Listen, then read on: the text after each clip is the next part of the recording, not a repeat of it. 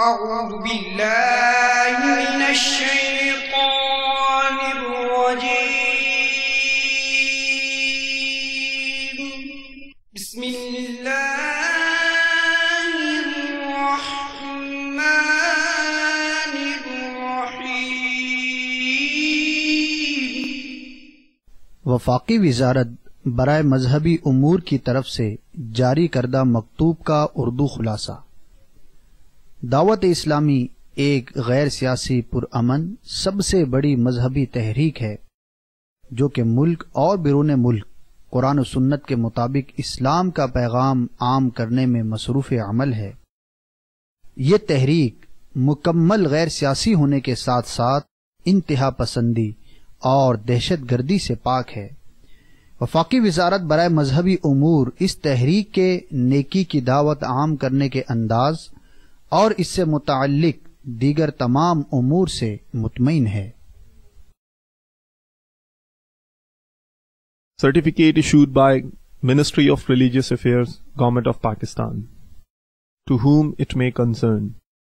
Dawat-e-Islami is the largest religious, non-political, propagational and peaceful movement of Quran and Sunnah in the country, working for propagation of the message of Holy Quran and Sunnah all over the country as well as abroad.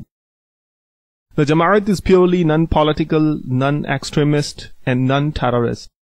Therefore, Ministry of Religious Affairs is satisfactory on their propagation for Islam as well as other activities relates to religion. صلو علی الحبیب صلی اللہ تعالی علی محمد.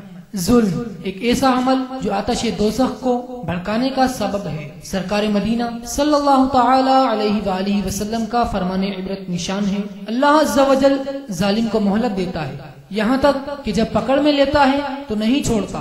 شیخ طریقت امیر اہل سنت بانی دعوت اسلامی حضرت علامہ مولانا ابو بلال محمد الیاس اتار قادری رضوی دامت برکاتہم العالیہ نے ذی قعدہ 1429 ہجری بمطابق 2008 کو صحرائے مدینہ مدینۃ الاولیاء ملتان شریف میں ہونے والے 3 روزہ بین الاقوامی سنتوں بھرے اجتماع میں خصوصی بیان بنام ظلم کا انجام فرمایا. دعوت اسلامی کا اشاعتی ادارہ مکتبۃ المدینہ اس بیان کی VCD مختلف مواقع کے مناظر اور آواز کی مکسنگ کے ساتھ پیش کرنے کی سعادت حاصل کر رہا ہے. آپ اس بیان میں ملاحظہ فرمائیں گے مفلس کون ہے، قرض کی ادائیگی میں تاخیر گناہ ہے، ایذاء مسلم کا عذاب، حضرت عمر رضی اللہ تعالی عنہ کا انصاف اور بربادی ایمان کے اسباب وغیرہ. اول تا آخر اس بیان کو ملاحظہ کیجئے، انشاءاللہ عز و جل فکر آخرت کا دہن بنے گا. صلو علی الحبیب صلی اللہ تعالی علی محمد. الحمدللہ رب العالمین والصلاة والسلام على سید المرسلین. اما بعد فاعوذ باللہ من الشیطان الرجیم. بسم اللہ الرحمن الرحیم. الصلاة والسلام علیک یا رسول اللہ وعلى آلك وأصحابك يا حبيب الله. الصلاة والسلام عليك يا نبي الله وعلى آلك وأصحابك يا نور الله.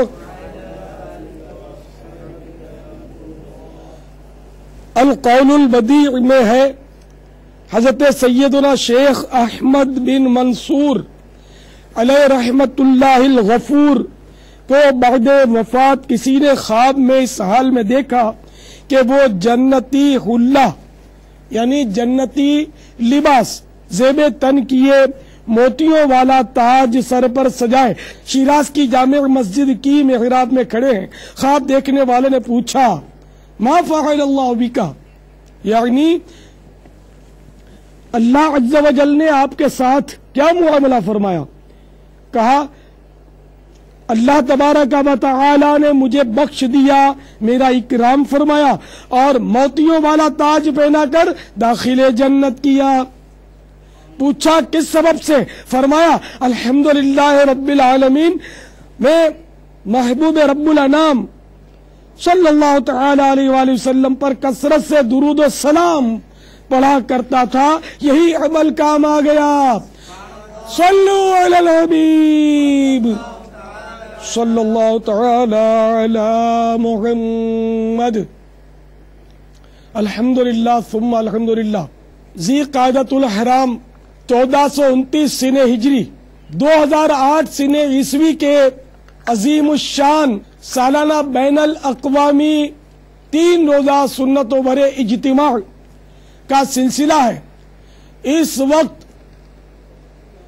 دعوت اسلامی کے عظیم مرکز صحرائے مدینہ، مدینۃ الاولیاء ملتان شریف میں لاکھوں مسلمان ملک با ملک، شہر با شہر، گاؤں با گاؤں، قریہ با قریہ سے تشریف لائے ہوئے ہیں۔ میں دعا کرتا ہوں کہ اللہ تبارک و تعالی ہمارے اس اجتماع کو بخیر و عافیت اتمام تک پہنچائے اور ہمیں آزمائش کے بغیر ہی کامیابی نصیب کرے۔ حضرت سیدنا شیخ عبداللہ شافعی علیہ رحمت اللہ القوی اپنے سفر نامے میں لکھتے ہیں، ایک بار میں شہر بصرہ سے ایک قریہ یعنی گاؤں کی طرف جا رہا تھا۔ دوپہر کے وقت یکایک خوفناک ڈاکو ہم پر حملہ آور ہوا۔ میرے رفیق کو اس نے شہید کر ڈالا۔ ہمارا مال و متاع چھین کر میرے دونوں ہاتھ رسی سے باندھے مجھے زمین پر ڈالا اور فرار ہو گیا۔ میں نے جو تو ہاتھ کھولے اور چل پڑا، مگر پریشانی کے عالم میں رستہ بھول گیا، یہاں تک کہ رات آ گئی۔ ایک طرف آگ کی روشنی دیکھ کر میں اسی سمت چل دیا۔ کچھ دیر چلنے کے بعد مجھے ایک خیمہ نظر آیا۔ میں شدت پیاس سے نڈال ہو چکا تھا، لہذا خیمے کے دروازے پر کھڑے ہو کر میں نے صدا لگائی، العطش العطش، ہائے پیاس ہائے پیاس۔ اتفاق سے وہ خیمہ اسی خوفناک ڈاکو کا تھا۔ میری پکار سن کر بجائے پانی کے وہ ننگی تلوار لیے باہر نکلا اور چاہا کہ ایک ہی وار میں میرا کام تمام کر دے۔ اس کی بیوی آڑے آئی مگر وہ نہ مانا اور مجھے گھسیٹتا ہوا دور جنگل میں لے آیا اور میرے سینے پر چڑھ گیا۔ میرے گلے پر تلوار رکھ کر مجھے ذبح کرنے ہی والا تھا کہ یکایک جھاڑیوں کی طرف سے ایک شیر دہاڑتا ہوا برآمد ہوا۔ شیر کو دیکھ کر خوف کے مارے ڈاکو اچھل کر دور جا گرا۔ شیر نے جھپٹ کر اسے چیر پھاڑ ڈالا اور جھاڑیوں میں غائب ہو گیا۔ میں اس غیبی امداد پر اللہ عز و جل کا شکر بجا لایا۔ سچ ہے کہ برے کام کا انجام برا ہے۔ تو اے میرے میٹھے میٹھے اور پیارے پیارے اسلامی بھائیوں جو اس وقت صحرائے مدینہ میں مجھے سن رہے ہو اور مدنی چینل اور انٹرنیٹ کے ذریعے دنیا کے مختلف مقامات پر سننے والوں اور سننے والیوں، دیکھا آپ نے ظلم کا انجام کس قدر بھیانک ہے۔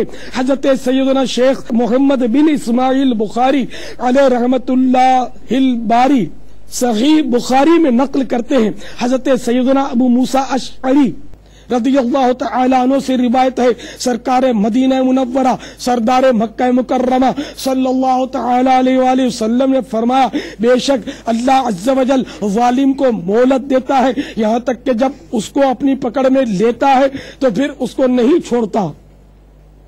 یہ فرما کر نبیوں کے تاجور محبوب رب اکبر عز و جل و صلی اللہ تعالی علیہ وآلہ وسلم نے پارہ 12 سورہ ہود کی آیت نمبر 102 تلاوت فرمائی، كَذَلِكَ أَخْذُ رَبِّكَ إِذَا أَخَذَ الْقُرَى وَهِيَ ظَالِمَةٌ إِنَّ أَخْذَهُ أَلِيمٌ شَدِيدٌ۔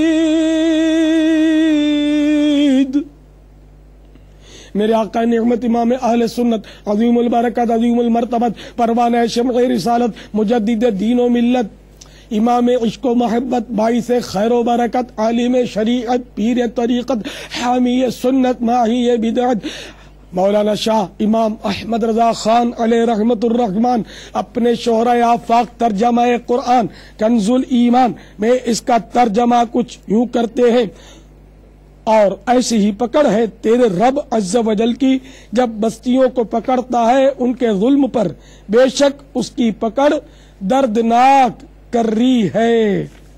اے دہشت گردیوں کا بازار گرم کرنے والوں، اے ڈکیتیاں مارنے والوں، اے لوٹ مار کرنے والوں، اے ڈاکوؤں، اے دھاڑیلوں، اے چٹھیاں بھیج کر رقموں کا مطالبہ کرنے والوں، اے تاوان طلب کرنے کے لیے بے گناہوں کو اغوا کرنے والوں اور غارت گری کا بازار گرم کرنے والوں، اس حکایت میں تمہیں عبرت کے بے شمار پھول مل سکتے ہیں۔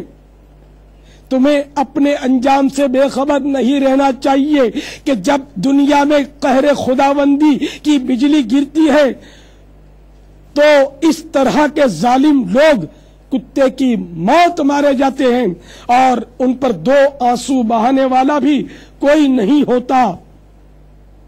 اور آخرت کی سزا کون برداشت کر سکتا ہے؟ یقیناً لوگوں پر ظلم کرنا گناہ دنیا و آخرت کی بربادی کا سبب اور عذاب جہنم کا باعث ہے۔ اس میں اللہ و رسول عز و جل و صلی اللہ تعالی علیہ وآلہ وسلم کی نافرمانی بھی ہے اور بندوں کی حق تلفی بھی۔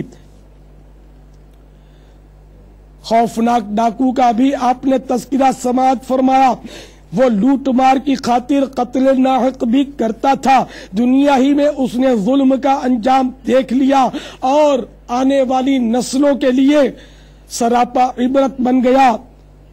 اب نہ جانے اس کی قبر میں کیا ہو رہا ہوگا۔ نیز قیامت کا معاملہ ابھی باقی ہے۔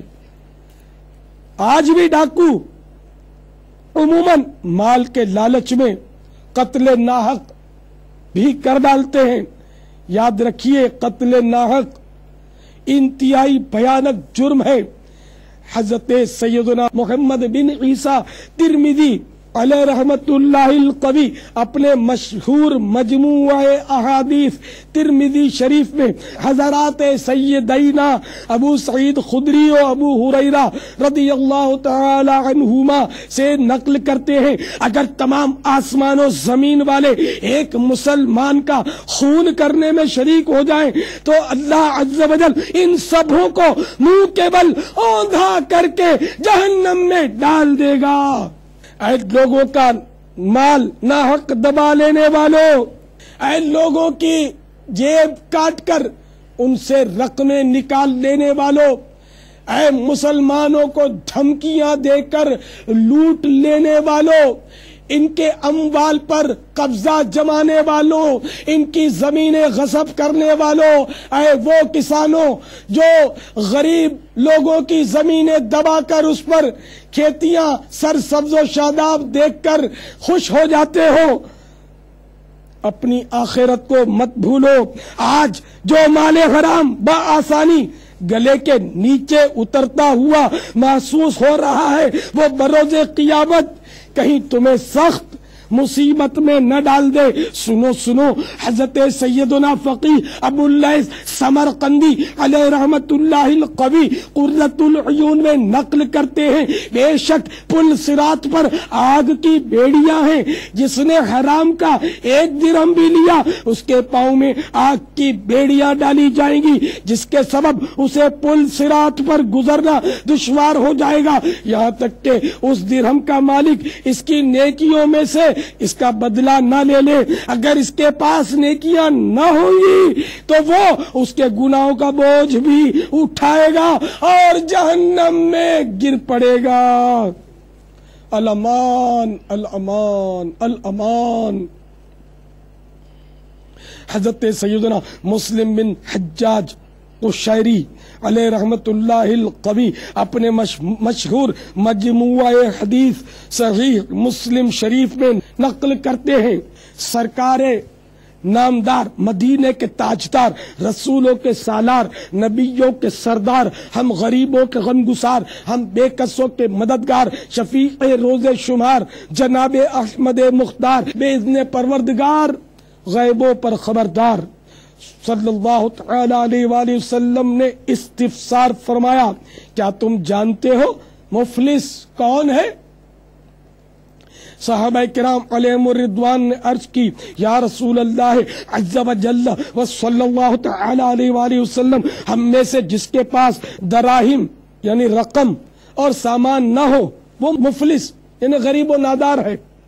فرمایا میری امت میں مفلس یعنی غریب مسکین نادار وہ ہے جو قیامت کے دن نماز روزے اور زکوٰۃ لے کر آیا اور یوں آیا کہ اسے گالی دی، اس پر تہمت لگائی، اس کا مال کھا گیا، اس کا خون بہایا، اسے مارا، تو اس کی نیکیوں میں سے کچھ اس مظلوم کو دے دی جائیں اور کچھ اس مظلوم کو۔ پھر اگر اس کے ذمے جو حقوق تھے ان کی ادائیگی سے پہلے اس کی نیکیاں ختم ہو جائیں تو ان مظلوموں کی خطائیں لے کر اس ظالم پر ڈال دی جائیں، پھر اسے آگ میں پھینک دیا جائے۔ اے نمازیوں، اے روزہ داروں، اے حاجیوں، اے سخاوتیں کرنے والوں، اے پوری زکوٰۃ نکالنے والوں، اے صدقات و خیرات میں حصے لینے والوں، اپنے چہرے پر داڑھی سجانے والوں، زلفیں رکھانے والوں، امامے کا تاج اپنے سر پر جگمگانے والوں، اے ہر سال حج و عمرے کی سعادت پانے والے مالداروں، سب ڈر جاؤ، لرز اٹھو۔ حقیقت میں مفلس وہ ہے جو نماز، روزہ، زکوٰۃ، صدقات، سخاوتیں، فلاحی کاموں اور بڑی بڑی نیکیوں کے باوجود قیامت میں تہی دامن اور خالی کا خالی رہ جائے، جن کو کبھی گالی دے کر، کبھی بلا اجازت شرعی ڈانٹ کر، بے عزتی کر کے، ذلیل کر کے، مار پیٹ کر کے، عاریتاً چیزیں لے کر واپس نہ لوٹا کر، قرض دبا کر، دل دکھا کر، الزام تراشی کر کے، تہمتیں لگا کر، طرح طرح سے دل آزاریاں کر کے ناراض کر دیا ہوگا، ایسے لوگ اس کی ساری نیکیاں لے جائیں گے اور نیکیاں ختم ہو جانے کی صورت میں ان کے گناہوں کا بوجھ اٹھا کر جہنم میں چھونک دیا جائے گا۔ الامان الامان الامان۔ کیا اب بھی چوریوں سے باز نہیں آؤ گے؟ کیا اب بھی ڈکیتیاں نہیں چھوڑو گے؟ اے جیب کاٹنے کی نیت سے آنے والوں اور لوگوں کی جیبوں پر نظریں اب بھی توبہ نہیں کرو گے؟ تمہاری ہاتھ چالاکی تمہیں کہیں آخرت میں پھنسا کر نہ رکھ دے۔ کھاؤ گے اتنا ہی جتنا تمہارا پیٹ ہے، پہنو گے اتنا ہی جتنا تمہارا تن ہے، باقی تمہارے یہ ساری غذائیں اور کھا جائیں گے، کچھ ڈاکٹر لے جائے گا، کچھ ہو سکتا ہے کہ ایسے بددیانت اور بے غیرت پولیس والے لے جائیں جو رشوتیں دے کر تمہیں پالتے ہیں۔ تمہارے ہاتھ میں کتنا بچے گا؟ جتنا پیٹ میں گیا، جو پیٹ میں گیا وہ بھی آگ ہے، یہ غذا نہیں ہے۔ حقیقت میں اس کی حقیقت آگ ہے، تم مارے جاؤ گے، برباد ہو جاؤ گے۔ دنیا میں بھی ایسی بیماریاں ہو سکتا ہے تمہیں ہو جائیں کہ پانی کا قطرہ تمہیں اتارنا نصیب نہ ہو۔ مان جاؤ، خدا را مان جاؤ، تمہاری بھلائی کے لیے کہہ رہا ہوں، اور چپ چاپ دو زانوں بیٹھ کر بیان سننے لگو اور توبہ توبہ پکارنے لگو۔ اللہ تعالی ہم سب کو خیر کی ہدایت نصیب فرمائے۔ اللہ عز و جل کا خوف رکھنے والے حضرات حقوق العباد کے بظاہر معمولی نظر آنے والے معاملات میں بھی ایسی احتیاط کرتے ہیں کہ حیرت میں ڈال دیتے ہیں۔ ان سے عبرت حاصل کرو۔ حضرت سیدنا ابراہیم بن آدم علیہ رحمت اللہ الاکرم نے ایک باغ کے اندر نہر میں سیب دیکھا، اٹھایا اور کھا لیا۔ کھاتے تو کھا لیا مگر پھر احساس ہو گیا کہ یہ میں نے کیا کیا، میں نے اس کے مالک کی اجازت کے بغیر کیوں کھایا؟ چنانچہ تلاشتے ہوئے باغ تک پہنچے، یعنی جس رخ سے سیب آیا تھا نہر کے کنارے چلتے چلتے چلتے آخر ایک باغ تک آ کر رکے جہاں سیبوں کے درخت تھے۔ تو یہ طے ہوا کہ یہ سیب یہیں کا گرا ہوگا۔ چنانچہ باغ کی مالکہ جو کہ خاتون تھیں، ان سے آپ رحمت اللہ تعالی علیہ نے معذرت چاہی۔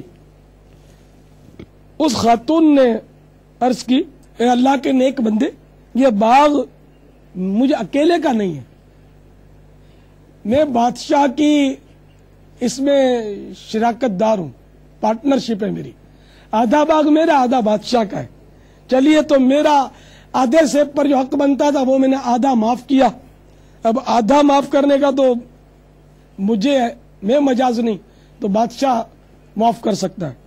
چنانچہ اس اللہ کے ولی کو دیکھیے کہ بادشاہ کہیں دور بلخ میں رہتا تھا، اس کے محل پر آپ سفر کر کے پہنچے اور آدھا سیب معاف کروا کر ہی دم لیا۔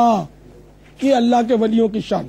اور ایک ہماری حالت ہے جو ہم دیکھ رہے ہیں، تو میرے میٹھے میٹھے اور پیارے پیارے سائیں بھائیوں، مدنی چینل اور انٹرنیٹ کے ذریعے سننے والوں، اس حکایت میں بغیر پوچھے دوسروں کی چیزیں ہڑپ کر جانے والوں، سبزیوں اور پھلوں کی ریڑیوں سے چپ چاپ کچھ نہ کچھ اٹھا کر اپنی ٹوکری میں ڈال لینے والوں کے لیے عبرت ہی عبرت ہے۔ بظاہر معمولی نظر آنے والی شے بھی اگر بغیر اجازت شرعی استعمال کر ڈالی اور قیامت کے روز پکڑے گئے تو کیا بنے گا؟ چنانچہ حضرت علامہ عبد الوہاب شاعرانی قدس سرہ النورانی تنبیہ المغترین میں نقل کرتے ہیں، مشہور تابعی بزرگ حضرت سیدنا وہب بن منبہ رضی اللہ تعالیٰ عنہ فرماتے ہیں، ایک اسرائیلی نوجوان نے اپنے پچھلے تمام گناہوں سے توبہ کی، 70 سال تک لگاتار اس طرح عبادت کرتا رہا کہ دن کو روزہ رکھتا اور رات کو جاگ کر عبادت کرتا، نہ کوئی عمدہ غذا کھاتا، نہ کسی سائے کے نیچے آرام کرتا۔ یہ سننا بہت آسان ہے، سائے کے نیچے آرام، ہم سب سائے میں بیٹھے ہوئے خوش ہیں، اور تھوڑی دیر کے لیے جو اسلامی بھائی اس وقت دھوپ میں ہوں گے وہ اندازہ لگائیں کتنی تشویش ہو رہی ہوگی، کیسا ہو رہا ہوگا کہ ہم بھی شامیانے تلے پہنچ جائیں، چھت کے نیچے آ جائیں۔ اور یہ نوجوان 70 سال تک، اب نوجوان نہ رہا، خیر یہ شخص 70 سال تک اس نے اس طرح گزارے کہ کبھی اس نے سائے کے نیچے آرام نہیں کیا، نہ عمدہ غذا کھائی۔ ایسا نیک پرہیزگار اور نفس کو مارنے والا جب یہ دنیا سے رخصت ہوا تو کسی نے خواب میں دیکھ کر پوچھا، ما فعل اللہ بکا، اللہ تبارک و تعالی نے آپ کے ساتھ کیا معاملہ فرمایا؟ اس نے جو کچھ جواب دیا اس کو دل کے کانوں سے سنیے۔ کہنے لگا، اللہ عز و جل نے میرا حساب لیا، پھر سارے گناہ بخش دیے، مگر ایک لکڑی جس سے میں نے اس کے مالک کی اجازت کے بغیر دانتوں میں خلال کر لیا تھا وہ معاف کروانا رہ گیا تھا، اس کی وجہ سے میں اب تک جنت سے روک دیا گیا ہوں۔ تو حقوق اللہ توبہ سے معاف ہوتے ہیں۔ اللہ تعالیٰ اپنے حقوق تو بے پوچھے بخش دے، وہ قادر، ہر چیز پر قادر ہے، بندے بھی اس کے، بندوں کے حقوق بھی اسی کے ہیں، لیکن اس نے یہ قانون اپنا رکھا ہے کہ بندے سے معاف کرواؤ۔ تو وہ تنکا معمولی خلال، لکڑی کی معمولی سے لکڑی باریک سی، وہ معاف کروانا رہ گیا دنیا میں۔ دیکھیے کتنی آزمائش ہو گئی ان کے لیے کہ جنت سے روک دیا گیا ہے مجھے، کہ وہ کیوں معاف نہیں کروایا۔ تو ذرا غور تو کیجئے کہ ایک معمولی لکڑی جنت میں داخلے سے مانے یعنی رکاوٹ ہو گئی، اور آج ہمارا کیا حال ہے؟ ہاں، معمولی لکڑی کے خلال کی تو کیا ہی بات ہے، آج کل تو بغیر دعوت کے دوسروں کے یہاں کھانا ہی کھا ڈالتے کھانے والے۔ یاد رکھیے، بغیر بلائے کسی کی دعوت میں گھس جانا شرعاً منع ہے۔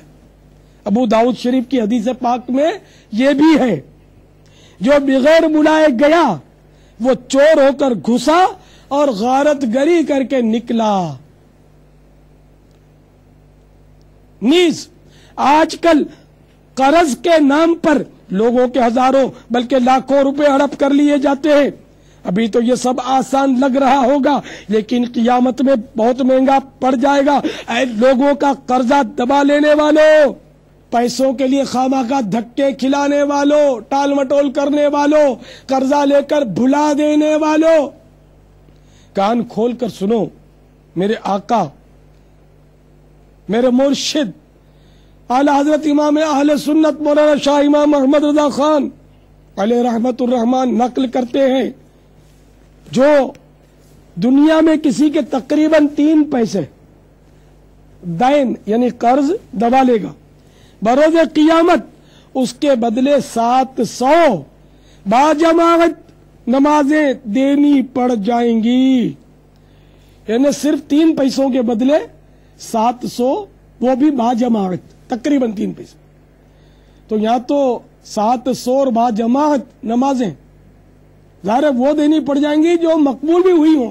تو اپنے کو تو نماز پڑھنا اول تو نصیب کتنا ہوتا ہے اور جو پڑھتے ہیں ان کو نماز پڑھنا کتنا آتا ہے، یہ ہر ایک اپنے اوپر غور کر لے.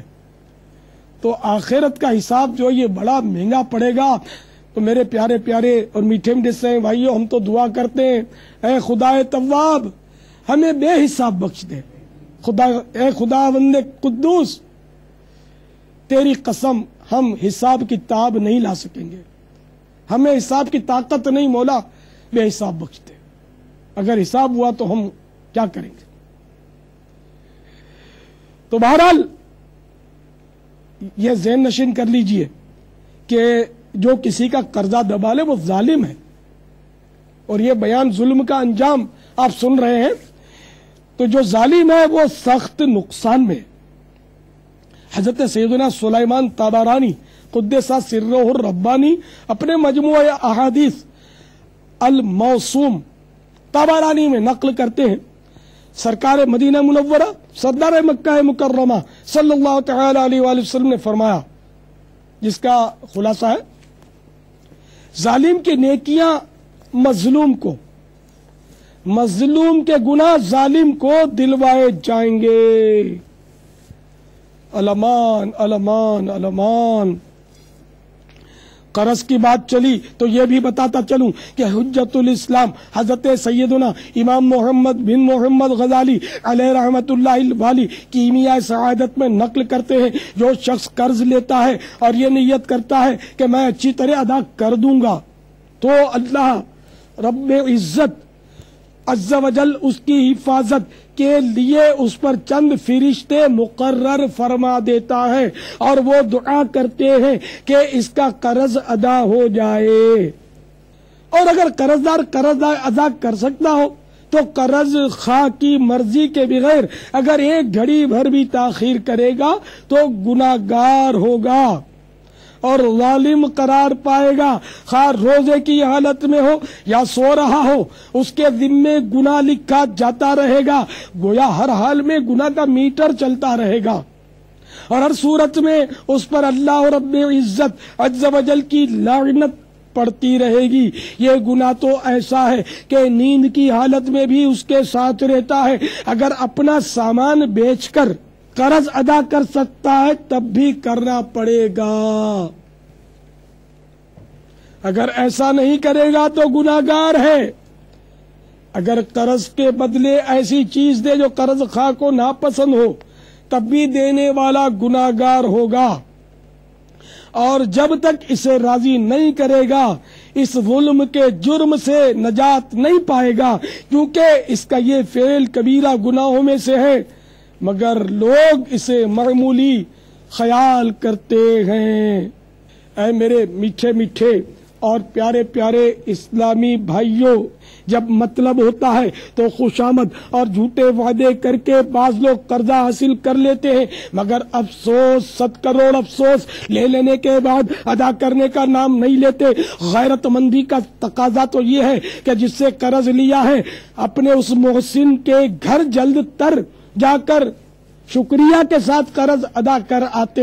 مگر آج کل حالت یہ ہے کہ اگر قرض ادا کرنا بھی ہے تو بیچارے قرض خواہ کو خوب دھکے کھلا کھلا کر رلا رلا کر اس غریب کی رقم کو توڑ پھوڑ کر یعنی تھوڑی تھوڑی مقدار میں قرض لوٹایا جاتا ہے۔ یاد رکھیے بلا وجہ قرض خواہ کو دھکے کھلانا بھی ظلم ہے۔ عام طور پر بیپاریوں کی عادت ہوتی ہے کہ رقم گلے میں موجود ہونے کے باوجود شام کو لے جانا، کل آنا وغیرہ کہہ کر بلا اجازت شرعی ٹرخاتے اور دھکے کھلاتے ہیں، انہیں ایذا پہنچاتے ہیں۔ یہ نہیں سوچتے کہ ہم کتنا بڑا گناہ اپنے سر لے رہے ہیں۔ اگر شام کو قرض چکانا ہی ہے تو ابھی صبح کے وقت چکا دینے میں آخر حرج ہی کیا ہے؟ حقوق العباد کا معاملہ بڑا نازک ہے، مگر آج کل بے باکی کا دورہ ہے۔ عوام تو کجا خواص کہلانے والے بھی عموماً اس کی طرف سے غافل رہتے ہیں۔ غصے کا مرض عام ہے، اس کی وجہ سے اکثر خواص بھی لوگوں کی دل آزاری کر بیٹھتے ہیں، اس کو جھاڑتے ہیں، اس کو لتاڑتے ہیں، اس کو ایذا پہنچانے والی نظروں سے گھورتے ہیں، اس کو ذلیل کر کے اٹھا دیتے ہیں، اٹھ بے چل نکل کہہ کر اس غریب کا دل سب کے سامنے توڑ دیتے ہیں، اور اس کی طرف ان کی بالکل توجہ نہیں ہوتی کہ کسی مسلمان کی بلا وجہ شرعی دل آزاری گناہ و حرام اور جہنم میں لے جانے والا کام ہے۔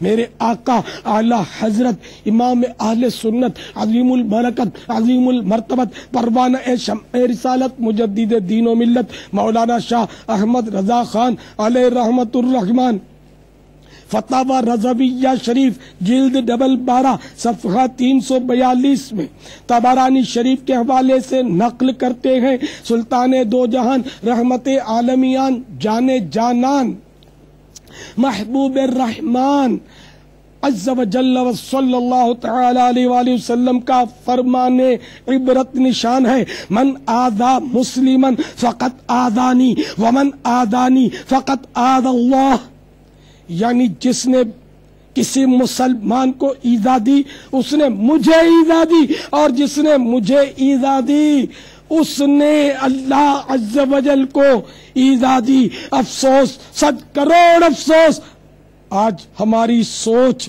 عجیب و غریب ہو چکی ہے۔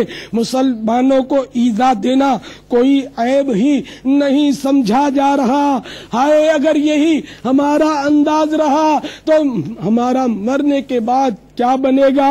اے خاصہ خاصان رسول، وقت دعا ہے، امت پہ تیری آ کے عجب وقت پڑا ہے۔ جو دین بڑی شان سے نکلا تھا وطن سے پردیس میں، وہ آج غریب الغربا ہے۔ جس دین کے مدعو تھے کبھی قیصر و کسرا، خود آج وہ مہمان سرائے فقراء ہے۔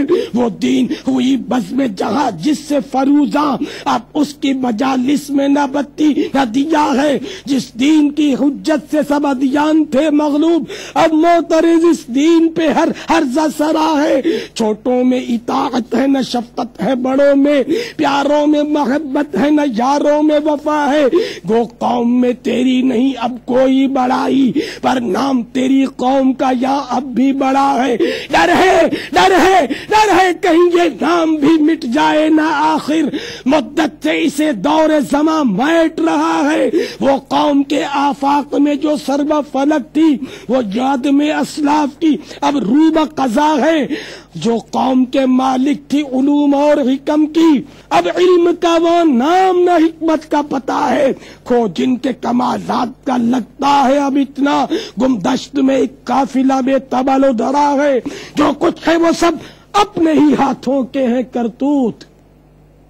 یا سیدی یا حبیبی یا مولائی یا رسول اللہ، ہم اعتراف کرتے ہیں جو کچھ ہے وہ سب اپنے ہی ہاتھوں کے ہیں کرتوت۔ شکوہ ہے زمانے کا نہ قسمت کا گلا ہے، دیکھے ہیں یہ دن اپنی ہی غفلت کی بدولت۔ سچ ہے کہ برے کام کا انجام برا ہے، فریاد ہے فریاد ہے فریاد ہے، اے کشتی امت کے نگہباں، بیڑا یہ تباہی کے قریب آن لگا ہے۔ اے چشمہ رحمت بے ابی انت و امی، دنیا پہ تیرا لطف سدا عام رہا ہے.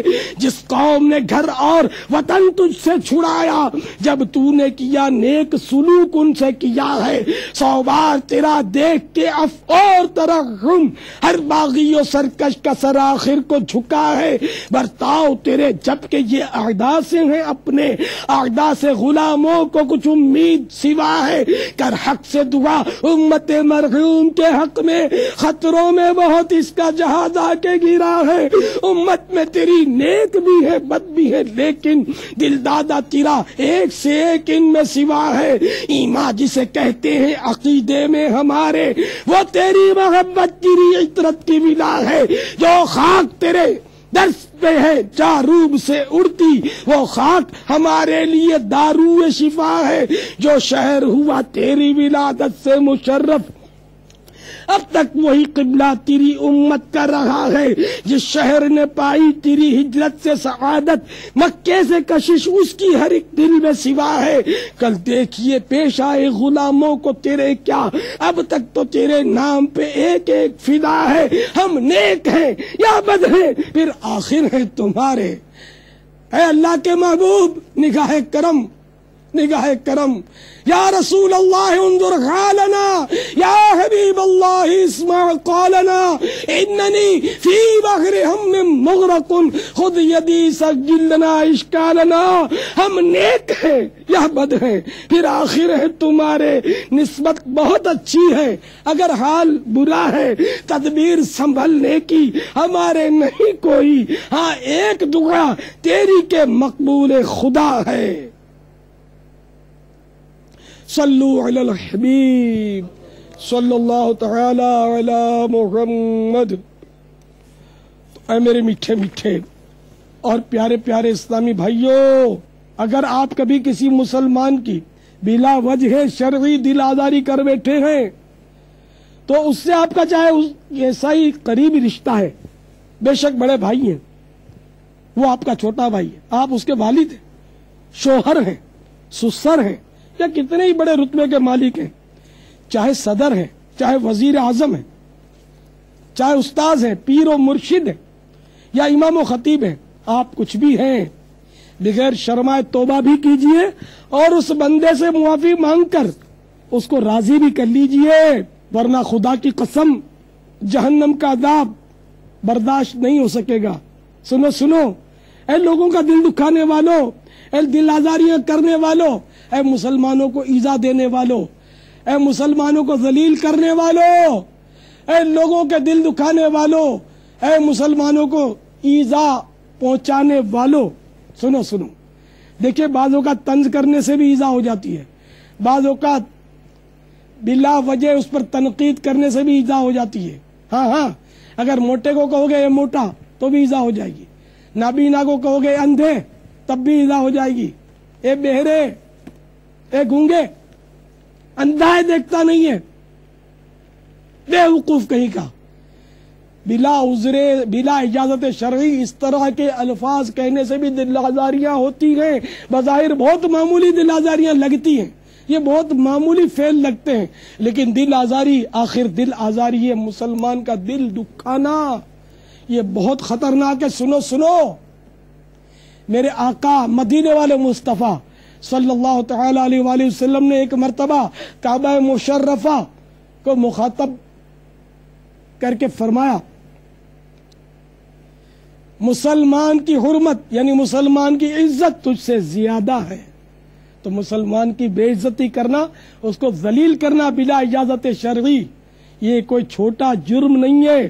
تو اے مسلمانوں کی دل آزاریوں کا سبب بننے والوں، سنو، حضرت سیدنا یزید بن شجرہ رحمت اللہ تعالی علیہ فرماتے ہیں جس طرح سمندر کے کنارے ہوتے ہیں اسی طرح جہنم کے بھی کنارے ہیں جن میں بختی اونٹوں جیسے سانپ اور خچروں جیسے بچھو رہتے ہیں. اہل جہنم جب عذاب میں کمی کے لیے فریاد کریں گے تو حکم ہوگا کناروں سے باہر نکلو. وہ جو ہی نکلیں گے تو وہ سانپ انہیں ہونٹوں سے اور چہروں سے پکڑ لیں گے اور ان کی کھال تک اتار لیں گے. وہ لوگ وہاں سے بچنے کے لیے آگ کی طرف بھاگیں گے، پھر ان پر کھجلی مسلط کر دی جائے گی، وہ اس قدر کھجائیں گے کہ ان کا گوشت پوست سب جھڑ جائے گا اور صرف ہڈیاں رہ جائیں گی۔ پکار پڑے گی، اے فلاں کیا تجھے تکلیف ہو رہی ہے؟ وہ کہے گا ہاں، تو کہا جائے گا یہ اس ایذا کا بدلہ ہے۔ اے لوگوں کو ایذا دینے والوں کان کھل کر سنو، اسے کیا کہا جائے گا؟ کہا جائے گا یہ اس ایذا کا بدلہ ہے جو تم مسلمانوں کو دیا کرتا تھا۔ الامان والحفیظ، الامان والحفیظ، توبوا الی اللہ، استغفر اللہ، صلوا علی الحبیب صلی اللہ تعالی علی محمد۔ ارے ایذا تو بہت معمولی حرکت سے بھی بسا اوقات ہو جاتی ہے۔ ہائے ہائے ہمارا کیا بنے گا؟ سنو سنو، اللہ کے پیارے محبوب دانا غیوب منزہ عن العیوب صلی اللہ تعالی علیہ وآلہ وسلم نے ارشاد فرمایا مسلمان کے لیے جائز نہیں کہ دوسرے مسلمان کی طرف آنکھ سے اس طرح اشارہ کرے جس سے تکلیف پہنچے۔ ایک مقام پر ارشاد فرمایا کسی مسلمان کو جائز نہیں کہ وہ کسی مسلمان کو خوفزدہ کرے۔ تو معلوم ہوا کہ کسی کو خوفزدہ کرنا یا ایذا دینے والی نظروں سے گھورنا، اس کی بھی شرعی اجازت نہیں ہے کہ یہ بھی ایذا ہے۔ ہاں جب تک شرعی اجازت کے تحت کرے تو الگ بات ہے۔ تو بہرحال میرے پیارے پیارے میٹھے میٹھے اسلامی بھائیوں، پتہ چلا کہ صرف ہاتھ سے ہی ایذا نہیں ہوتی، صرف کلاشن کوف سے ایذا نہیں ہوتی، صرف خنجر یا چھری سے ایذا نہیں ہوتی۔ یہ زبان جو یہ دو دھاری تلوار ہے، یہ بہت خطرناک ہے، اس سے بڑی ایذائیں ہوتی ہے۔ آنکھوں سے بھی ایذا ہوتی ہے، منہ سکیڑنے سے بھی ایذا ہوتی ہے، ہاتھ کے اشارے سے بھی ایذا ہوتی ہے، ٹانگ کے اشارے سے بھی ایذا ہوتی ہے۔ نے ٹانگ لہراتے ہوئے کہا کہ ایک رکھوں گا، اشارے سے کہا، یہ بھی تو ایذا ہوئی نا، جبکہ بے وجہ شرعی ایسا کیا تو یہ بھی ایذا ہوئی۔ تو جسم کے مختلف اعضاء سے بھی ایذا ہو سکتی ہے، لکڑی سے بھی ایذا ہو سکتی ہے، ڈنڈی سے بھی ہو سکتی ہے، ہاں ایک تنکے سے بھی ہو سکتی ہے، سوئی سے بھی ہو سکتی ہے، اور بم سے بھی ہو سکتی ہے، دھماکے سے بھی ہو سکتی ہے، دہشت گردی سے بھی ہو سکتی ہے، چوری ڈکیتی سے بھی ہو سکتی ہے، جیب کترنے کی حرکت سے بھی ہو سکتی ہے، چھین لینے سے بھی ہو سکتی ہے، چھپا لینے سے بھی ہوتی ہے، اور چرا لینے سے بھی ہو سکتی ہے، قتل کرنے سے بھی ہو سکتی ہے، تو زخمی کرنے سے بھی ہو سکتی ہے۔ ایذا کی صورتیں سینکڑوں ہزاروں ہیں۔ تحریر سے بھی ایذا ہوتی ہے، جی ہاں، تحریر ایسی ایذا دینے والی تحریریں بھی لوگ ظاہر بناتے ہیں، اس سے بھی ایذا ہوتی ہے۔ تو ناحق ایذا بہت خطرناک ہے، خدا کی قسم عذاب کوئی برداشت نہیں کر سکے گا، ساری پھوپھا نکل جائے گی، ساری اکڑی ختم ہو جائے گی، سارا روب داب جاتا رہے گا۔ اے ارباب اقتدار تم بھی خبردار، اگر تم اقتدار کے نشے میں بدمست ہو کر تم نے مسلمانوں کو ایذا دی کہ آج تمہارے پاس کرسی ہے، کیا تمہیں نہیں پتا کہ یہ کرسی بہت زیادہ عارضی ہے؟ مختصر سی زندگی میں تم نے بھی دیکھا ہوگا، میں نے بھی دیکھا ہے، بہت سارے کرسیوں پر آئے، بڑے کھل کے کھیلے، آخر کہاں گئے؟ سب کا سب لاپتہ ہے۔ کوئی قبر کے اندر اتر گیا تو کوئی کسی ملک میں جا چھپا ہوگا، کوئی کسی شہر میں جا چھپا ہوگا۔ تو یہ کرسی کسی کی ہوئی ہے نہ کسی کی ہوگی، اس سڑی ہوئی مریل کرسی کے پیچھے بھاگنے والا ہی مجھے تو عقل مند نظر نہیں آتا۔ تو بیچارہ کوئی ایسے ہی ہے کہ جو ایسی کرسیوں کے پیچھے بھاگتا اور اس کے لیے معاذ اللہ پھر قتل و غارت گری بھی کرتا ہو، معاذ اللہ ثم معاذ اللہ، اور سیاستیں کھیلتا ہو اور ترکیبیں بناتا ہو، رشوتیں دیتا ہو۔ توبہ توبہ توبہ، خدا کی قسم اگر مجھے تو کسی ملک کا مفت میں گھر چل کر بھی کوئی وزیر اعظم بنائے نا تو میں نہیں بنوں گا۔ ٹھیک ہے شیخ چلی والی بات ہے، لیکن میں نے تو اپنے دل کی بات کہی ہے۔ بدگمانی کرو گے تم پھنس جاؤ گے کہ یہ ایسے ہانکتا ہے، نہیں بدگمانی مت کرنا، میں نے اپنے دل کے جذبات ادا کیے ہیں۔ مجھے غلامی مصطفیٰ کی کرسی چاہیے، ذہن نصیب غلامی مصطفیٰ کی کرسی مل جائے تو پھر تو کیا بات ہے۔ تخت سکندری پر وہ تھوکتے نہیں ہیں، بستر لگا ہوا ہے جن کا تیری گلی میں۔ تو کاش ہمیں تو غلامی مصطفیٰ کی کرسی مل جائے۔ تو اے دنیا کے مختلف ملکوں میں سننے والوں، مدنی چینل کے ذریعے سننے والوں، تم بھی غور کرتے چلو۔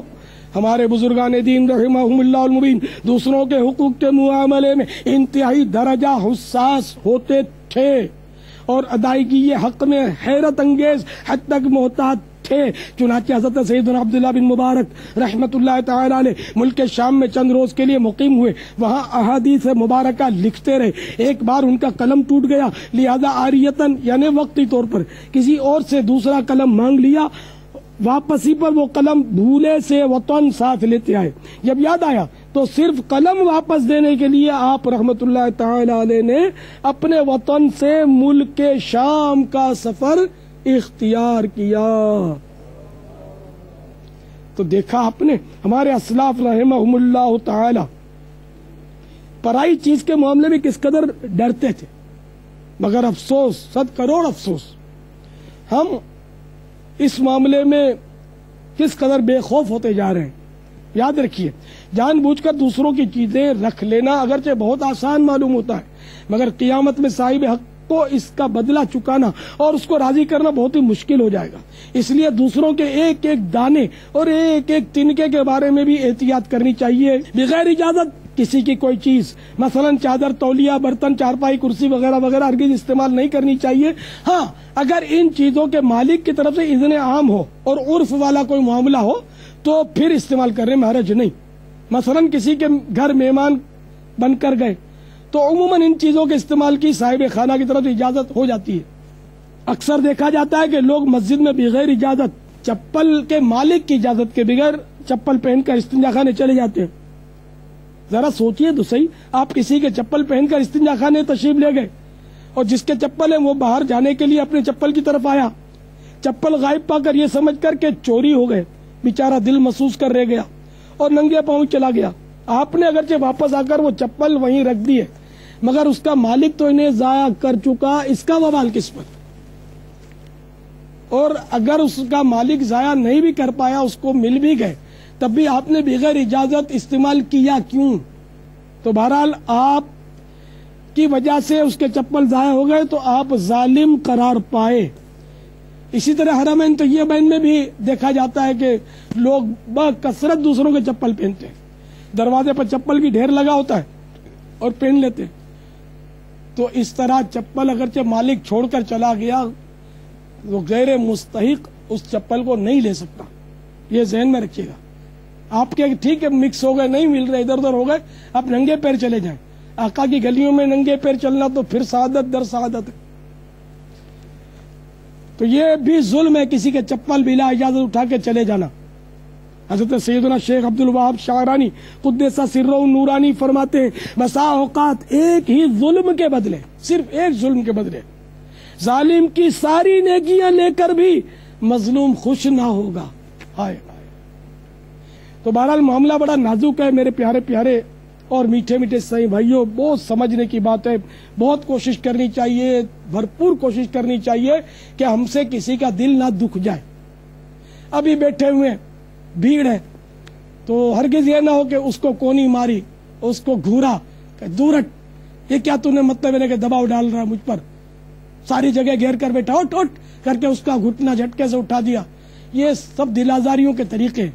آپ کو ٹھیک ہے جگہ کشادہ چاہیے نا، تو اس کا طریقہ یہ بھی تو ہے نا کہ آپ ہاتھ باندھ کر منت کریں، اس کی خوشامد کریں کہ بڑے بھائی ذرا میری کمر رہ گئی ہے یا میرے پاؤں سون ہو رہے ہیں. اگر ایسا ہے تو یعنی اس طرح کا عذر ہے تو یہ پیش کر دیں، یا ویسے کہہ دیں بڑے بھائی بڑی مہربانی ہوگی اگر تھوڑا سا آپ سرک جائیں گے تو میں ذرا وہ کھل کر بیٹھ سکوں گا، آپ کی بڑی مہربانی، جزاک اللہ جزاک اللہ. تو وہ جگہ بھی دے دے گا اور اس کی دل خوش کرنے کا انشاءاللہ ثواب بھی ملے گا. جگہ دے کر وہ خوش ہو جائے گا. اور اپنے آنکھیں نکالی، اس کو گھورا، ہٹ کیا ساری طرح باپ کی جگہ ہے، گھیر کے بیٹھ گیا ہے. تو اگر اس نے جگہ دے بھی دی تو یقین مانے اس کا دل ایسا دکھے گا، ایسا دکھے گا، عین ممکن ہے کہ سارے صحرائے مدینہ کے اجتماع کا ثواب لے کر بھی وہ آخرت میں راضی نہ ہو، بلکہ زندگی کی پچھلی نیکیاں بھی دینی پڑ جائیں. عین ممکن ہے کہ اس کا دل ایسا دکھ جائے، ایسا دکھ جائے، سو دکھ جائے کہ وہ اپنے گناہ بھی آپ کے متھے تھوپ کر مسکراتا ہوا جنت میں چلا جائے اور آپ روتے ہوئے جہنم میں جا گرے. تو اگر کسی آس پاس والے کا دل دکھا بیٹھے، آپ کا پڑوسی ہے کچھ دیر کے لیے، اس کا بھی یاد رکھیے تھوڑی دیر کے لیے جو برابر میں بیٹھا، بس میں آپ کی سیٹ پر بیٹھا، یہ بھی ایک طرح کا حق ہے، حق کے پڑوس کا. اس میں بھی قیامت کے دن سوال ہوگا کہ حق کے ہمسائیگی اس معاملے میں تم نے ادا کیا کہ نہیں. تو اس لیے ایسوں کے ساتھ بھی حسن سلوک ہی کرنا. خود دبوچ، خود اپنے بھینچ جائیں، سکڑ جائیں، بھلے آپ کو تکلیف ہوتی ہے، دوسروں کو راحت پہنچائے تو آپ کو اللہ راحت نصیب کرے گا. آپ کو انشاءاللہ قبر میں راحت ملے گی، اس سے پہلے نزا میں ملے گی، انشاءاللہ اس سے پہلے دنیا میں بھی راحت ملے گی، قیامت میں بھی راحت ملے گی، اور جنت کی ابدی راحت نصیب ہوگی انشاءاللہ. دلوں کو خوش کرنا سیکھ لو، مسلمانوں کی دل جوئی کرنا سیکھ لو. مجھے حدیث پاک یاد آ رہی ہے کہ فرضوں کے بعد سب سے افضل عمل مسلمانوں کا دل خوش کرنا ہے، شرعی اعتبار سے خوش کرنا. تو جو مسلمانوں کا دل دکھاتے ہیں، خواہ کا گھورتے ہیں، جاڑتے ہیں، طنز کرتے ہیں، دھکے مارتے ہیں، خواہ کا دھکم پیل کرتے ہیں، گھٹنے مارتے ہیں، دادا گیریاں کرتے ہیں، دھمکیاں دیتے ہیں، دھاندلیاں کرتے ہیں، دھوکے دیتے ہیں بیچاروں کو، جھوٹ بول کے پیسے نکلوا لیتے ہیں کہ میرا بٹوا گم ہو گیا تو میرا بیگ چوری ہو گیا. اس طرح کے بھی گھوم رہے ہوں گے اس وقت اجتماع گاہ میں کہ یہ گم ہو گیا اور وہ گم گیا، اب تو میرے پاس کرایہ بھی نہیں ہے. اور آپ کو کیا پتا کتنوں سے کرایہ لے کر اب آپ کے پاس 99 سے کرایہ لے چکا ہوا، سینچری آپ سے پوری کرنے لگا ہو. اگر جینے کی خواہش ہے تو کچھ پہچان پیدا کر، نہ کسی کو ٹھگو، نہ کسی کو ٹھگنے دو، ایسے ہو جاؤ.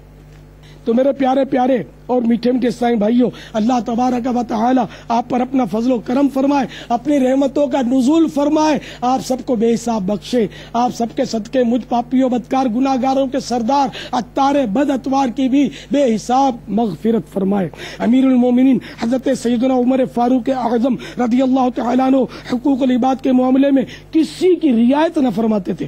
چنانچہ شاہ غسان نیا مسلمان ہوا تھا اور اس سے سیدنا فاروق اعظم رضی اللہ تعالیٰ عنہ کو بہت زیادہ خوشی بھی ہوئی تھی، کیونکہ اس کے سبب اس کی رعایا کے ایمان لانے کی امید پیدا ہو گئی تھی. شاہ غسان طواف کر رہا تھا، اس دوران کسی غریب اعرابی کا پاؤں شاہ غسان کے کپڑے پر آ گیا. غصے میں آ کر شاہ غسان نے ایسا زوردار تماچا مارا کہ اس غریب اعرابی کا دانت شہید ہو گیا. اعرابی جو ہے یہ عرب کے دیہاتیوں کو بولتے ہیں، تو اس کا دانت شہید ہو گیا. اس مظلوم نے حضرت سیدنا عمر فاروق اعظم رضی اللہ تعالیٰ عنہ کی بارگاہ میں نالش کر دی، فریاد کر دی. شاہ غسان نے تماچا مارنے کا اعتراف کیا تو آپ رضی اللہ تعالیٰ عنہ نے مدعی یعنی اس مظلوم اعرابی سے فرمایا کہ آپ شاہ غسان سے قصاص یعنی بدلہ لے سکتے ہیں.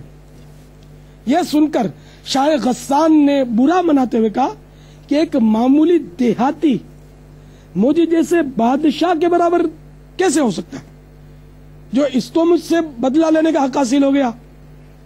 آپ رضی اللہ تعالیٰ عنہ نے فرمایا اسلام نے دونوں کو برابر کر دیا ہے. شاہ غسان نے قصاص کے لیے 1 دن کی مہلت لی اور رات کے وقت فرار ہو گیا، بھاگ گیا اور مرتد ہو گیا.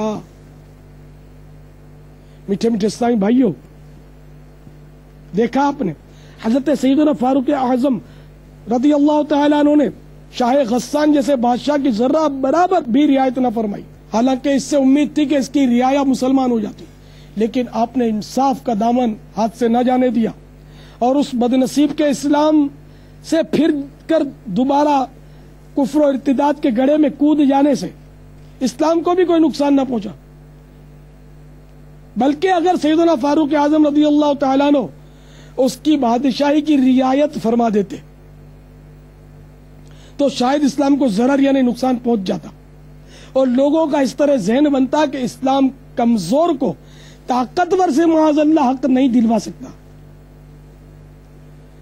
تو یہ فاروق اعظم کا عادلانہ نظام اور اسی کی برکت تھی کہ ایک روز حضرت سیدنا فاروق اعظم رضی اللہ تعالیٰ عنہ بغیر کسی محافظ کے بے خوف و خطر گرمی کے موسم میں ایک درخت کے نیچے پتھر پر اپنا مبارک سر رکھ کر سو رہے تھے کہ روم کا قاصد ان کی تلاش میں ادھر آ نکلا اور انہیں اس طرح سوتا دیکھ کر حیران رہ گیا کہ کیا یہی وہ شخص ہے جس سے ساری دنیا لرزہ بر اندام ہے. پھر وہ بے ساختہ بول اٹھا اے عمر، آپ عدل و انصاف کرتے ہیں، حقوق العباد کا خیال رکھتے ہیں، تو آپ کو پتھروں پر بھی نیند آ جاتی ہے، اور ہمارے بادشاہ ظلم کرتے ہیں، بندوں کے حقوق پامال کرتے ہیں، لہذا انہیں مخملی بستروں پر بھی نیند نہیں آتی۔ اے میرے پیارے پیارے اسلامی بھائیوں، ظلم کی نحوست بھی تو دیکھیے۔ شاہ غسان کا ایمان ہی برباد ہو گیا، اس کا ایمان کی بربادی کا سبب تو ظلم ہوا نا، نہ وہ تھپڑ مارتا، نہ اس کا دانت ٹوٹتا، نہ اس کو غصہ آتا، اور اس طرح یہ کہ وہ مرتد ہوتا، ایک سبب بن گیا۔ بہرحال اس کے نصیب میں یہ لکھا تھا۔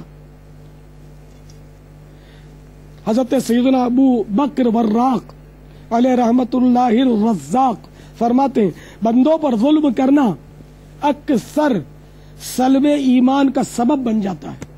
ہائے ہائے۔ حضرت سیدنا ابو القاسم حکیم علیہ رحمت اللہ الکریم سے کسی نے پوچھا، کوئی ایسا گناہ بھی ہے جو بندے کو ایمان سے محروم کر دیتا ہے؟ فرمایا، بربادی ایمان کے 3 اسباب ہیں۔ نمبر 1، ایمان کی نعمت پر شکر نہ کرنا۔ نمبر 2، ایمان ضائع ہونے کا خوف نہ رکھنا۔ نمبر 3، مسلمان پر ظلم کرنا۔ تو آپ نے دیکھا کہ ظلم جو ہے یہ بھی بربادی ایمان کا سبب بن سکتا ہے۔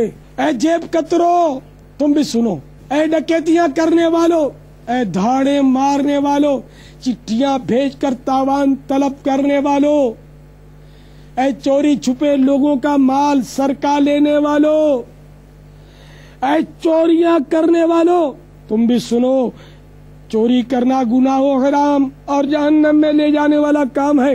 فقی ابو اللیث سمرقندی رحمت اللہ تعالی علیہ قرۃ العیون میں نقل کرتے ہیں، جس نے کسی کا تھوڑا سا مال بھی چرایا، وہ قیامت کے روز اس مال کو اپنی گردن میں آگ کے توق کی شکل میں لٹکا کر آئے گا، اور جس نے تھوڑا سا مال حرام کھایا اس کے پیٹ میں آگ سلگائی جائے گی، اور وہ اس قدر خوفناک چیخیں مارے گا کہ جتنے لوگ اپنی قبروں سے اٹھیں گے کانپ جائیں گے، یہاں تک کہ خدا احکم الحاکمین جل جلالہ لوگوں کے سامنے جو بھی فیصلہ فرمائے۔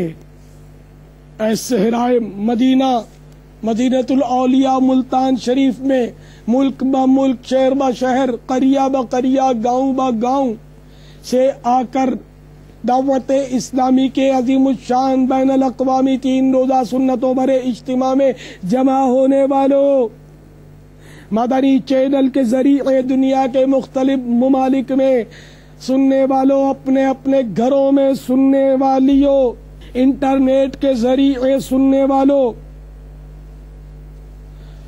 گناہ اور ظلم کی بد عادتیں نکالنے کے لیے مدنی قافلے میں سفر بھی ایک بہت بڑا سبب ہے۔ چنانچہ آئیے میں آپ کی ترغیب و تحریض کے لیے ایک مدنی بہار آپ کے گوش گزار کرتا ہوں۔ منڈن گڑھ ضلع رتنا گیری مہاراشٹر ہند کے ایک اسلامی بھائی نے کچھ اس طرح بتایا، میں برے دوستوں کی صحبت کے باعث غنڈہ گینگ میں شامل ہو گیا، لوگوں کو مارنا پیٹنا گالیاں بکنا میرا معمول تھا، جان بوجھ کر جھگڑے مول لیتا، جو نیا فیشن آتا سب سے پہلے میں اپناتا، دن میں کئی بار کپڑے تبدیل کرتا، سوائے جینز کے دوسری پینٹ نہ پہنتا، آوارہ دوستوں کے ساتھ گھوم پھر کر رات گئے گھر لوٹتا اور دن چڑھے تک سوتا رہتا۔ والد صاحب کا انتقال ہو چکا تھا، بیوہ ماں سمجھاتی تو معاذ اللہ ثم معاذ اللہ امی کے سامنے بھی زبان درازی کرتا۔ ایک مرتبہ دعوت اسلامی کے کسی با امامہ اسلامی بھائی نے ملاقات پر ایک رسالہ، مکتبۃ المدینہ کا مطبوعہ ایک رسالہ جنات کا بادشاہ مجھے تحفے میں دیا، میں نے پڑھا تو مجھے اچھا لگا۔ رمضان المبارک میں ایک دن کسی مسجد میں جانے کی توفیق مل گئی تو اتفاق سے وہاں ایک سبز امامے اور سفید لباس میں ملبوس سنجیدہ نوجوان پر نظر پڑی۔ معلوم ہوا کہ یہ یہاں پر اعتکاف کیے ہوئے ہیں. انہوں نے درس فیضان سنت دینا شروع کیا تو میں بیٹھ گیا. بعد درس انہوں نے مجھ پر انفرادی کوشش کرتے ہوئے دعوت اسلامی کے مدنی ماحول کی برکتیں بتائیں. ان اسلامی بھائی کا لباس اس قدر سادہ تھا کہ بعض جگہ پیوند بھی لگے ہوئے تھے. پھر جب ان کے گھر سے کھانا آیا تو وہ بھی میں نے دیکھا کہ بالکل سادہ تھا. میں ان کی سادگی سے بہت متاثر ہوا اور مجھے ان سے انسیت ہو گئی، محبت ہو گئی. میں ان سے ملاقات کے لیے آنے جانے لگا. اتفاق سے عید الفطر کے بعد اسی اسلامی بھائی کا نکاح بھی تھا. یہ بیچارے غریب اور تنگ دست تھے، مگر حیرت کی بات کہ انہوں نے اس بات کا مجھے ذرا بھی احساس نہیں ہونے دیا اور نہ ہی کسی قسم کی مالی امداد طلب کی. میں اور زیادہ متاثر ہوا کہ ماشاءاللہ دعوت اسلامی کا مدنی ماحول کتنا پیارا ہے اور اس کے وابستگان کس قدر سادہ اور خوددار ہیں. الحمدللہ عز و جل اس سادہ سے مبلغ کی پرکشش شخصیت کے سبب دعوت اسلامی کی محبت میرے دل میں گھر کرتی چلی گئی. یہاں تک کہ میں نے عاشقان رسول کا ہمارا 8 دن کے مدنی قافلے میں سفر کیا. بس پھر کیا تھا، میرے دل کی دنیا زیر و زبر ہو گئی، قلب میں مدنی کی انقلاب برپا ہو گیا اور میں نے گناہوں سے سچی توبہ کر کے اپنی ذات کو دعوت اسلامی کے حوالے کر دیا. الحمدللہ عز و جل مجھ پر وہ مدنی رنگ چڑھا کہ آج کل میں علاقائی مشاورت کے خادم یعنی نگران کی حیثیت سے اپنے علاقے میں دعوت اسلامی کے مدنی کاموں کی دھومیں مچا رہا ہوں. دیکھا ہے گنڈا گینگ سے تعلق رکھنے والا ایک بدمعاش صفت انسان دعوت اسلامی کے ایک مبلغ کی سادگی اور حسن اخلاق اور پھر 8 دن کے مدنی قافلے میں سفر کی برکت سے دعوت اسلامی کا مبلغ بن گیا، بلکہ ذمہ دار بن گیا. سادگی چاہیے، عاجزی چاہیے آپ کو، گھر چلے قافلے میں چلو، خوب خودداریاں اور خوش اخلاقیاں آئیے سیکھ لیں، قافلے میں چلو. عاشقان رسول لائے سنت کے پھول، آؤ لینے چلے قافلے میں چلو. صلو علی الحبیب صلی اللہ تعالی علی محمد. اے مسلمانوں کو ستانے والوں، اے لوگوں کے دل دکھانے والوں، اے لوگوں کے نام بگاڑنے والوں. جی ہاں، نام بگاڑنے کا رواج بہت ہے. آپ اپنے گرد دیکھیں کس کس کا نام آپ صحیح طریقے سے لکھتے ہیں، کتنا بگاڑتے ہیں، اڑا تو لگا ہی دیتے ہیں. مجھے تو مثال دیتے ہوئے ڈر لگتا ہے، اس طرح آج کل نام بگاڑتے ہیں. حالانکہ نام بگاڑنا یہ جائز نہیں ہے. اے لوگوں پر پھبتیاں کسنے والوں، اے لوگوں کی ایذا دینے والے انداز میں نقلیں اتارنے والوں اور لوگوں کا مذاق اڑانے والوں، تم بھی آؤ اور سنو. رب کائنات جل جلالہ پارہ 26 سورۃ الحجرات آیت نمبر 11 میں ارشاد فرماتا ہے، یا ایھا الذین آمنوا لا یسخر قوم من قوم عسى ان یکونوا خیرا منهم ولا نساء من نساء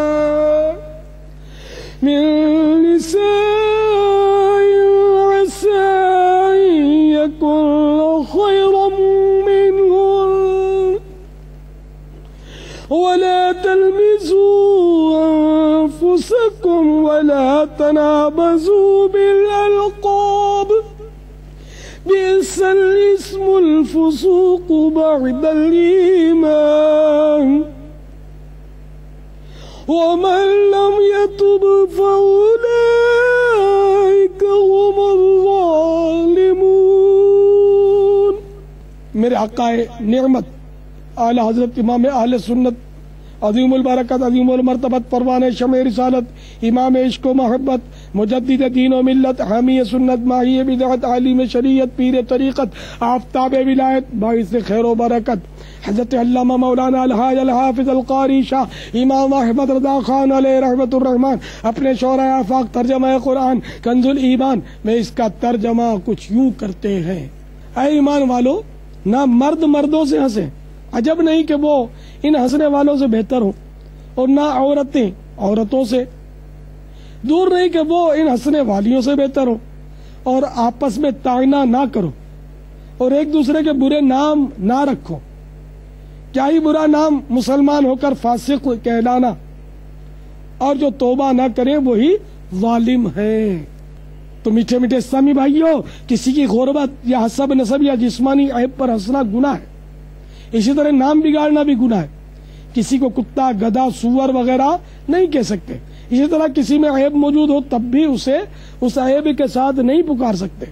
مثلا اے اندھے، ابے کانے، او لمبے، ارے ٹھگنے وغیرہ۔ ہاں، ضرورتاً پہچان کروانے کے لیے کہنے کی اجازت کی صورت نکلتی ہے۔ لوگوں پر ہنسنے، برے القاب سے پکارنے اور مذاق اڑانے والوں کو قرآن پاک نے فاسق کا فتویٰ ارشاد فرمایا ہے، اور جو توبہ نہ کرے اسے ظالم قرار دیا ہے۔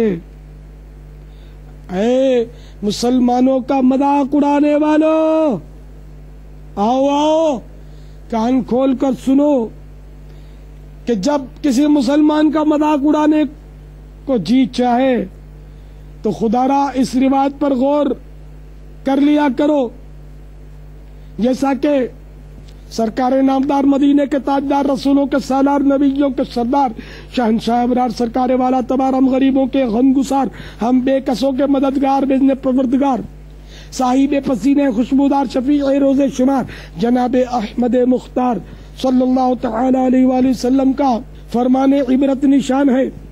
قیامت کے روز لوگوں کا مذاق اڑانے والے کے سامنے جنت کا ایک دروازہ کھولا جائے گا اور کہا جائے گا کہ آؤ آؤ، تو وہ بہت ہی بے چینی اور غم میں ڈوبا ہوا اس دروازے کے سامنے آئے گا، مگر جیسے ہی وہ دروازے کے پاس پہنچے گا وہ دروازہ بند ہو جائے گا، پھر جنت کا ایک دوسرا دروازہ کھلے گا اور اس کو پکارا جائے گا کہ آؤ۔ چنانچہ وہ بے چینی اور رنج و غم میں ڈوبا ہوا اس دروازے کے پاس پہنچے گا تو وہ دروازہ بھی بند ہو جائے گا، اسی طرح اس کے ساتھ معاملہ ہوتا رہے گا یہاں تک کہ جب دروازہ کھلے گا اور پکار پڑے گی تو وہ نہیں جائے گا۔ تو یوں گویا وہ جنت سے محروم کر دیا جائے گا۔ تو اے مجھے صحرائے مدینہ، مدینۃ الاولیاء ملتان میں سننے والوں، اے جگہ بجگہ اجتماع کے اندر سننے والی اسلامی بہنوں، اے مدنی چینل اور انٹرنیٹ کے ذریعے دنیا کے مختلف ممالک میں سننے والوں اور سننے والیوں، سب گھبرا کر اللہ رب عزت جل جلالہ کی بارگاہ میں رجوع کر لیجئے، سچی توبہ کر لیجئے اور ٹھہریے۔ بندوں کی حق تلفی کے معاملے میں بارگاہ الہی جل جلالہ میں صرف توبہ کرنا کافی نہیں، بندوں کے جو جو حقوق پامال کیے وہ بھی ادا کرنے ہوں گے۔ مثلا مالی حق ہے تو اس کا مال بھی لوٹانا ہوگا، دل دکھایا ہے تو معافی مانگنی ہوگی۔ آج تک جس کا مذاق اڑایا، برے القاب سے پکارا، دل آزار نقلیں اتاری، دل دکھانے والے انداز میں آنکھیں دکھائیں، گھورا، ڈرایا، گالی دی، غیبت کی اور اس کو پتہ چل گیا، جھاڑا مارا، ذلیل کیا، الغرض کسی طرح بھی بے اجازت شرعی ایذا کا باعث بنے، ان سب سے معاف کروا لیجئے۔ اگر یہ سوچ کر باز رہے کہ معافی مانگنے سے اس کے سامنے میری پوزیشن ڈاؤن ہو جائے گی تو خدا را ٹھنڈے دل سے غور فرما لیجئے، قیامت کے روز اگر یہی لوگ آپ کی نیکیاں حاصل کر کے اپنے گناہ آپ کے سر ڈال دیں گے اس وقت کیا ہوگا؟ خدا کی قسم صحیح معنوں میں آپ کی پوزیشن، اس سڑی ہوئی پوزیشن کی دھجیاں تو اس وقت اڑیں گی، اور کوئی ہمدردی کرنے والا، کوئی دو آنسو بہانے والا بھی نہیں رہ جائے گا. جلدی کیجئے اپنے والدین کے قدموں میں گر کر, اپنے عزیزوں کے آگے ہاتھ جوڑ کر, اپنے ماتحتوں کے پاؤں پکڑ کر, اپنے اسلامی بھائیوں اور دوستوں سے گڑ گڑا کر, ان کے آگے خود کو ذلیل کر کے آج دنیا میں معافی مانگ کر آخرت کی عزت حاصل کرنے کی سعی فرما لیجئے. اللہ عز و جل کے پیارے حبیب صلی اللہ تعالی علیہ وآلہ وسلم کا ارشاد گرامی ہے, من تواضع للہ رفعہ اللہ, یعنی جو اللہ عز و جل کے لیے عاجزی کرتا ہے اللہ عز و جل اس کو بلندی عطا فرماتا ہے. سب ایک دوسرے سے معافی مانگ لیجئے اور سب ایک دوسرے کو معاف بھی کر دیجئے. صد کروڑ جس کے ساتھ لوگ زیادہ منسلک ہوتے ہیں اس سے بندوں کی حق تلفیوں کے صدور کا امکان بھی بڑھ جاتا ہے. مجھ سگے مدینہ سے وابستگان کی تعداد بھی بہت زیادہ ہے. نہ جانے کتنوں کا مجھ سے دل دکھ جاتا ہوگا. میں ہاتھ جوڑ کر عرض کرتا ہوں, میری ذات سے کسی کی جان مال یا آبرو کو نقصان پہنچا ہو, وہ چاہے تو بدلہ لے لے یا مجھے معاف کر دے. تصور کیجئے کہ دنیا میں جو بڑے سے بڑا حق تصور کیا جا سکتا ہے وہ سمجھیے کہ میں نے آپ کا تلف کر دیا ہے, اب وہی بڑے سے بڑا حق مجھے معاف کر دیجئے. اس کے علاوہ جو بھی حقوق میں نے تلف کیے ہوں للہ فی سبیل اللہ مجھے معافی سے نواز دیجئے, آپ کا بڑا احسان ہوگا.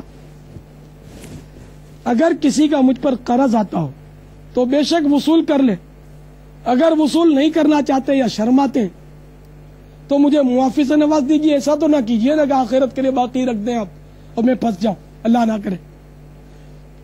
تو مجھے معاف کر دیجئے. البتہ جو آپ میں سے میرا قرض دار ہو تو میں اپنی ذات اس کو معاف کرتا ہوں. اے اللہ میرے سبب کسی مسلمان کو عذاب نہ کرنا, جس نے میری دل آزاری کی یا دل آزاری کرے گا, مجھے مارا یا آئندہ مارے گا, میری جان لینے کی کوشش کی یا آئندہ کرے گا, یا کہ شہید کر ڈالے گا. میں نے ہر مسلمان کو اپنے اگلے پچھلے حقوق معاف کیے. اے میرے پیارے پیارے اللہ, تو بھی مجھ عاجز و مسکین سگے مدینہ کو اگلے پچھلے گناہ معاف فرما دے. اس اجتماع میں جو تیرا مقبول بندہ ہو, جو نیک بندہ ہو, جس کے آنسو تجھے پسند آ گئے ہوں, جس کی عاجزی تجھے پسند آئی ہو, اے مالک اسی کا صدقہ, اسی کی عاجزی کا صدقہ, اسی کی سادگی کا صدقہ اے اللہ مجھے معاف کر دے. سب اسلامی بھائی جو اس وقت بین الاقوامی 3 روزہ اجتماع میں جمع ہیں یا مدنی چینل اور انٹرنیٹ کے ذریعے دنیا میں جہاں کہیں مجھے سن رہے ہیں, وہ توجہ کریں کہ دنیا میں بندے کا جو بڑے سے بڑا حق تصور کیا جا سکتا ہے, اگر میں نے آپ کا وہ حق بھی طلب کر دیا ہو تو خدا را مجھے معاف کر دیجئے. اور اس کے علاوہ سارے حقوق جو بھی ہوں وہ معاف فرما دیجئے, اللہ کے لیے معاف فرما دیجئے. بلکہ احسان بالائے احسان تو یہ ہوگا کہ مجھ کمزور و ناتوان بندے کو آئندہ کے لیے پیش کی یعنی ایڈوانس ہی میں معافی سے نواز دیجئے. آپ کا احسان بالا احسان ہوگا, کرم بالا کرم ہوگا. خدا را میرا دل رکھ لیجئے اور قلب کی گہرائی کے ساتھ ایک بار یک زبان ہو کر کہہ دیجئے میں نے معاف کیا. جس نے معاف کیا اس کو میں دعا دیتا ہوں, جزاکم اللہ خیرا و احسن الجزاء. صلو علی الحبیب صلی اللہ تعالی علی محمد. توبوا الی اللہ استغفر اللہ. صلو علی الحبیب صلی اللہ تعالی علی محمد.